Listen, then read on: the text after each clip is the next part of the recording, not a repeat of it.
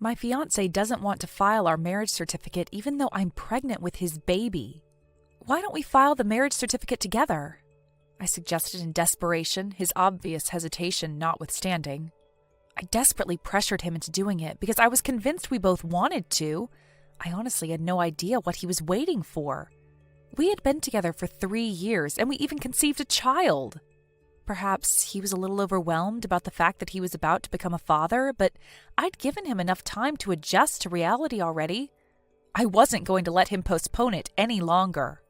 However, the day before we were to file our marriage documents, my morning sickness took a turn for the worse. And I couldn't stand, let alone walk. My fiancé said, "If you're not feeling well, I'll go to the city office by myself and do everything for you." He was more stubborn than usual, and while I initially resented the idea because it was just so special to me, I eventually lost the energy to argue and agreed. Later that day, he went to City Hall alone to do all the formalities. However, "I'm afraid marriage documents with your name have never been submitted, ma'am." This is the story of how I would eventually discover that my fiancé had been lying to me, and how when the truth came to light in complete exposure, I vowed to do everything I could to plunge his life into one of total misery. My name is Hazel Kristen, and I'm a 27-year-old office worker. Last year, I was transferred to the same workplace as Frank, my fiancé, and he was assigned as my mentor for a few weeks.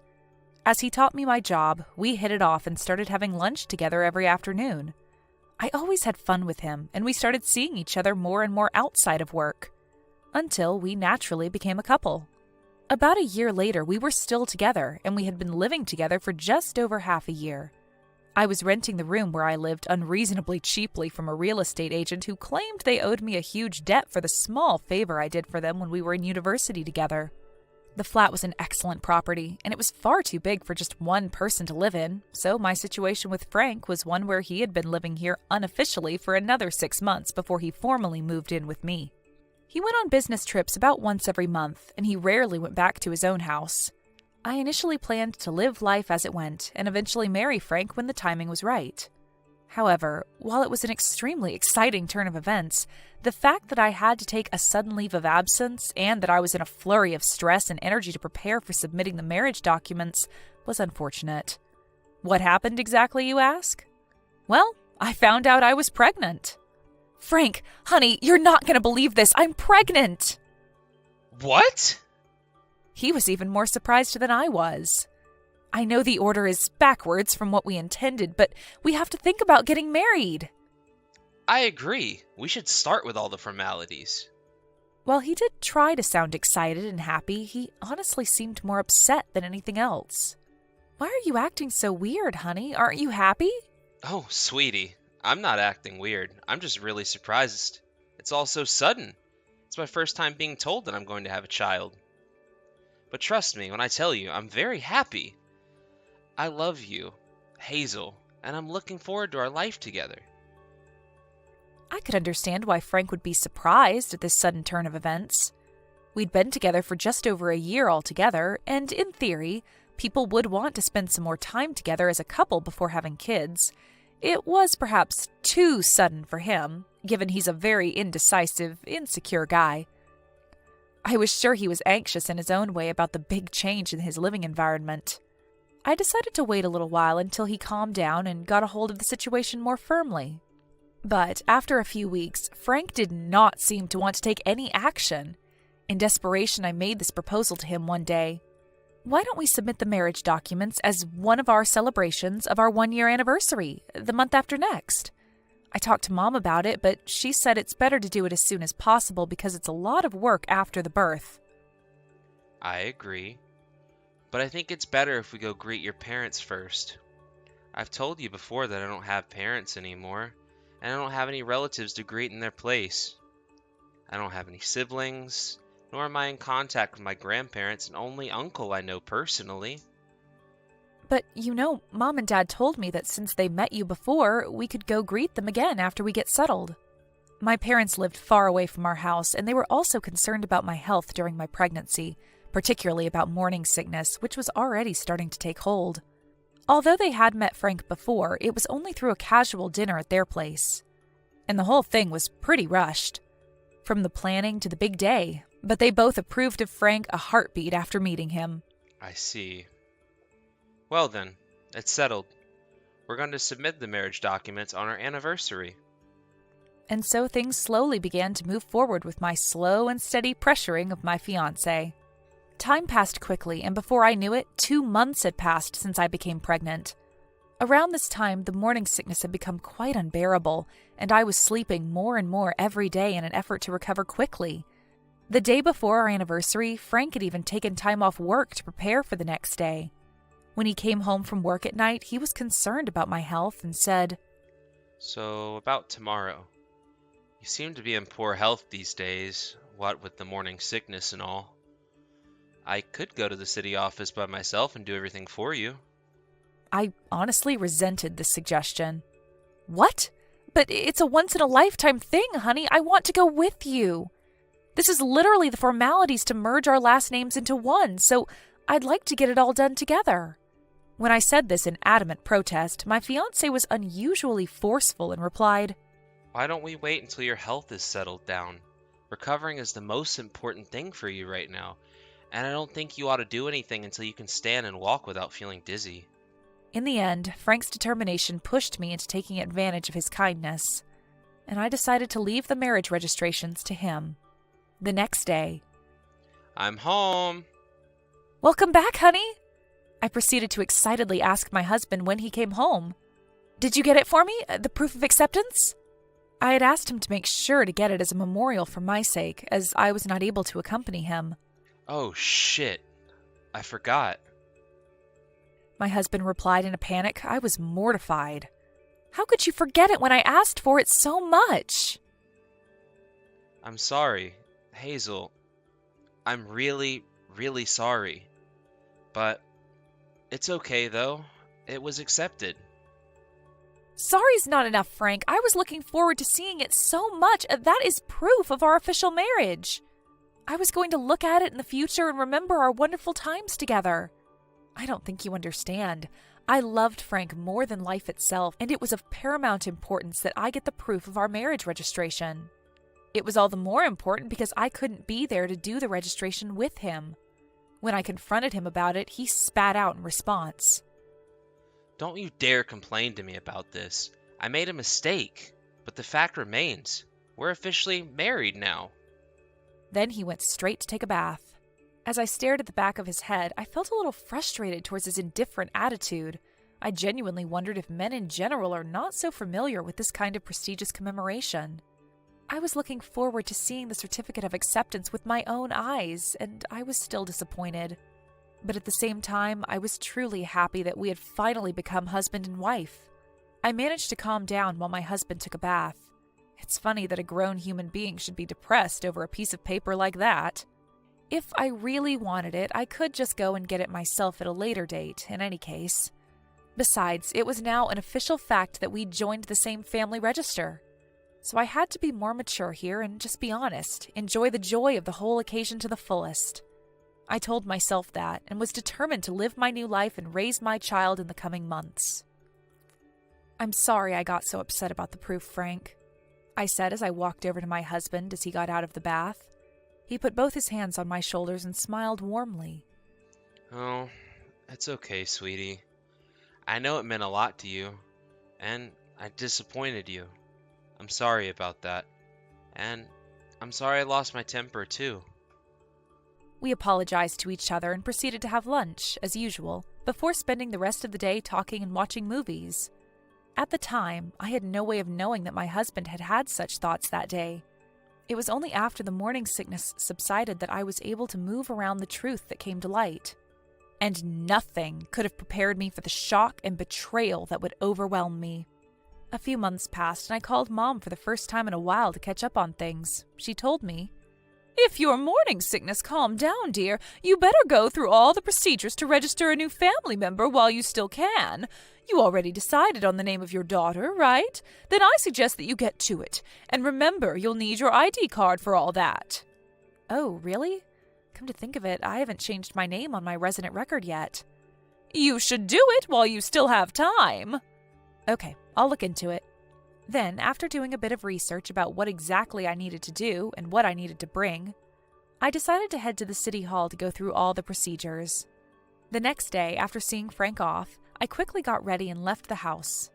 When I arrived at City Hall, the first thing I did was to get a copy of my resident record, which stated my name, my address, my occupation, and my marital status as a full-fledged resident of Albuquerque. This would be the first thing I would need for any upcoming procedure I needed to do. However, I was stunned when I received the document at the counter. Excuse me, miss, but I believe this is wrong right here," I told the woman at the counter with an unintentionally strong voice. I quickly apologized. "I'm sorry, ma'am. Which one do you think is wrong?" "My marital status. I got married to Mr. Frank Kristen about 4 months ago. My name was never changed on my resident record, which is why I've come here today." "I see. If I may have a few moments, I can check for you." "Please." A few minutes later, Miss Bluebird, the woman at the counter, said something that rendered my vision kaput. "I'm afraid marriage documents with your name have never been submitted, ma'am." After that, I don't even remember how I got home. I just found myself sitting on the couch in the living room. Frank did say the documents were accepted for sure, didn't he? So could that have been a lie? Then why? Why didn't he file the marriage documents? I felt sick to my stomach, and it wasn't because of the morning sickness.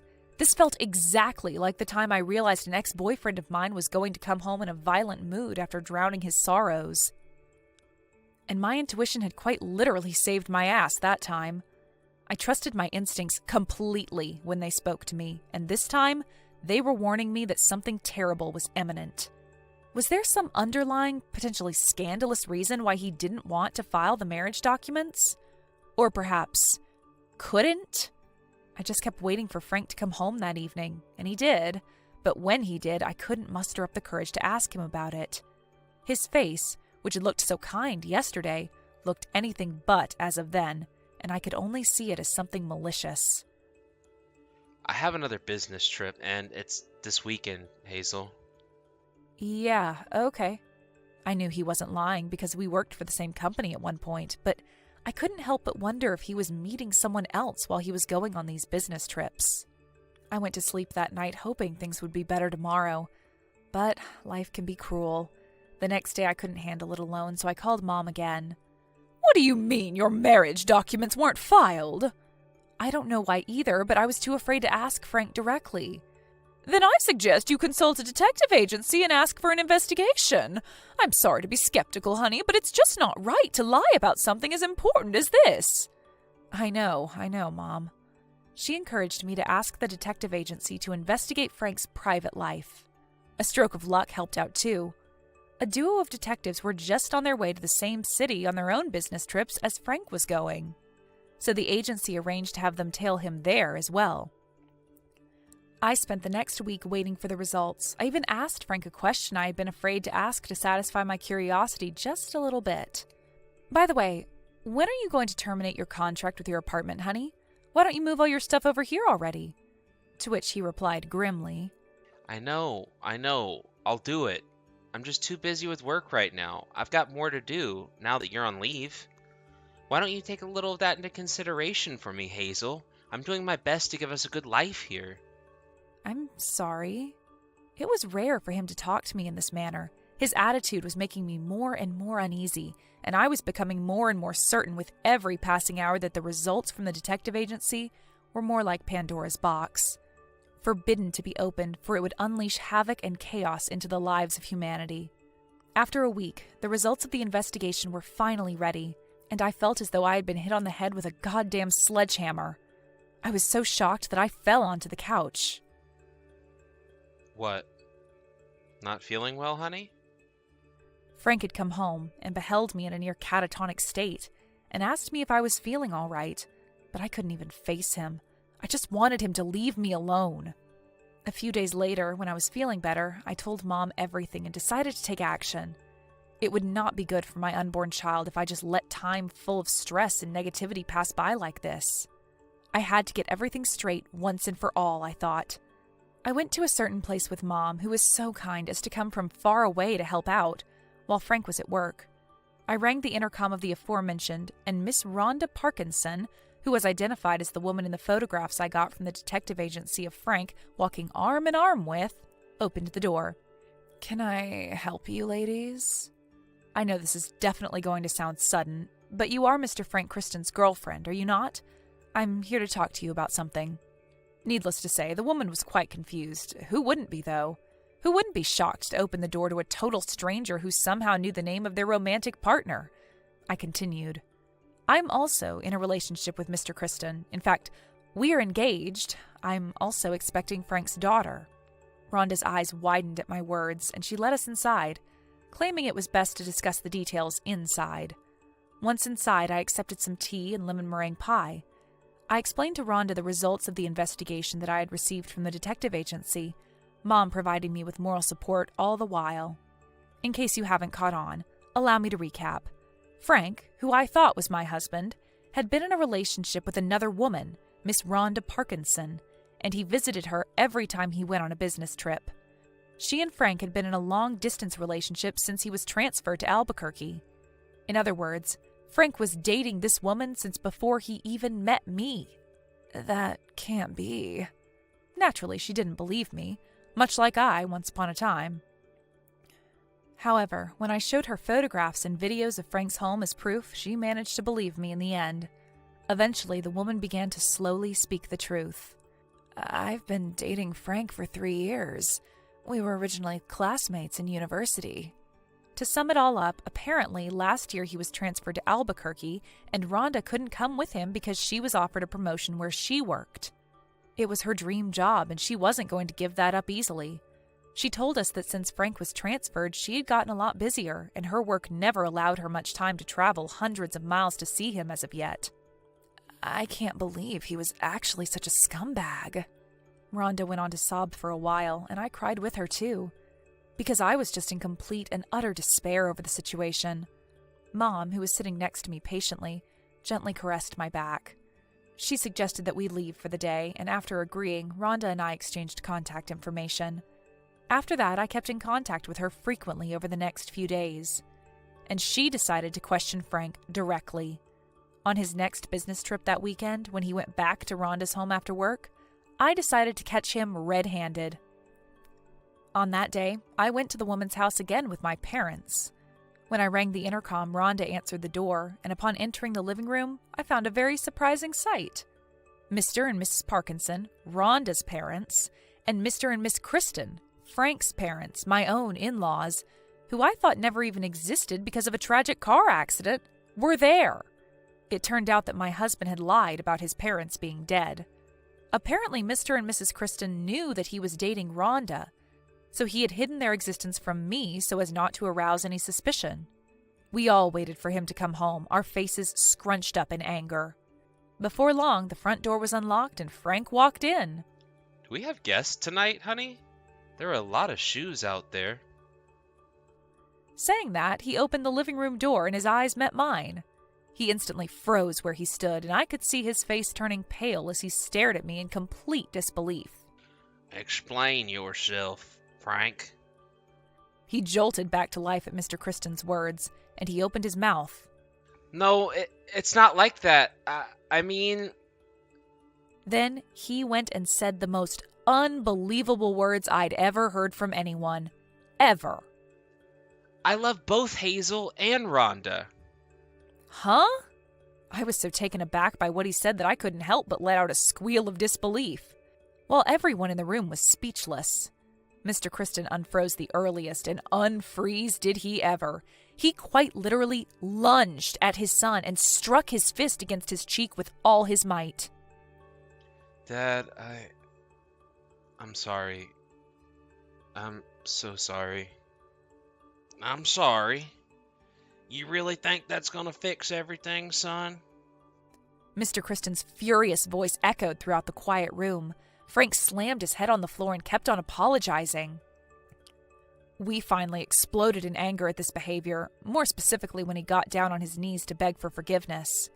From there, myself, Rhonda, and our respective parents took turns hurling insults at Frank. Then my husband began to make excuses for his inexcusable behavior. I met Hazel when I was transferred to Albuquerque, and I felt a sense of fun that I didn't feel with Rhonda. I was lonely not seeing Rhonda. I was afraid that one day she would find out, and I knew I had to make a choice eventually, but I just couldn't do it. Time went on and on. Hazel's belly was getting bigger and bigger, and I didn't know what to do. I literally felt my feelings of love for Frank Kristen drain away, cooling when I heard this statement. I didn't care about the man anymore. What are you talking about? I don't remember raising you like this. Frank's nose was bleeding because of the constant slapping from his father, but there was no one to stop it. I said to him as he held his destroyed nose and cowered, I'm divorcing you. No, wait a minute. We were never married to begin with, were we? So there's no need for that. I'm just glad I didn't get punished for being married to a big jackass. Don't ever show your face in front of me again, and you'll regret the day you ever met me if you try to meet my daughter. Afterwards, I consulted a lawyer. He found Frank's actions malicious, and I was able to file a claim for alimony on grounds for breaking off the engagement. Of course, Rhonda on the other side ended her relationship with him once and for all as well. I then told the company everything there was to know and decided to quit my job and move back to my parents' house. Because I told my workplace bosses about what happened, rumors spread. And Frank started to get the cold shoulder from people at the company. He eventually resigned because he couldn't stand it any longer.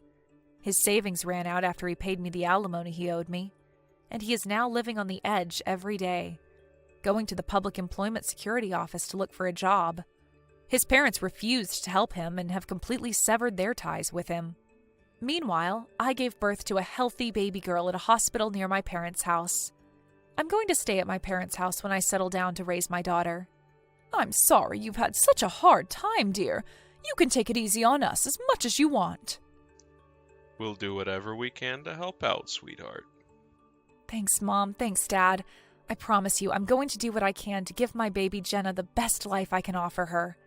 And I hope I won't be much of a burden for you guys. I'm currently living a very happy life with the support of my family, who love me and my daughter very dearly. Wish us luck!